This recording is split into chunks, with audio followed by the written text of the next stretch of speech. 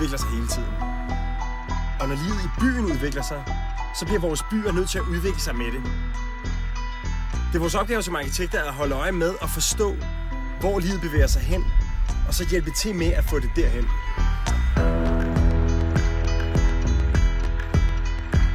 Den moderne udvikling af vores byer har været præget af en tendens til at udvikle sig fra fodgængeren til cyklen til bilen. Humlen er at finde det rette blandingsforhold mellem alle disse forskellige former for bymæssig mobilitet. Det er et spørgsmål om at skabe den helt rigtige balance, som giver os friheden til at vælge den hurtigste og mest behagelige måde at bevæge os rundt i byen på.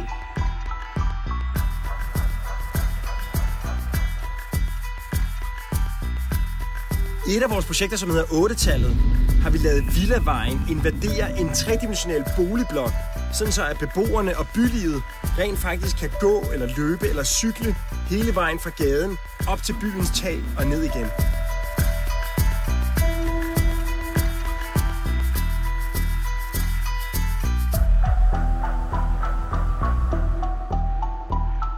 Lige nu arbejder vi på et kraftværk, som laver energi og varme ud af affald.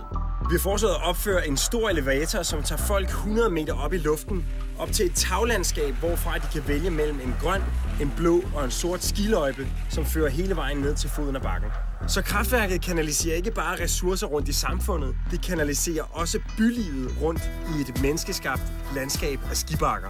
Arkitekter kan ikke bare være æstetiske designere af smukke todimensionelle facader eller tredimensionelle skulpturer. Vi er nødt til at blive designere af økosystemer. Systemer af både økonomi og økologi. Frem for at forbruge flere og flere ressourcer eller fylde mere og mere plads, er vi nødt til at optimere, hvad vi gør med det, vi har.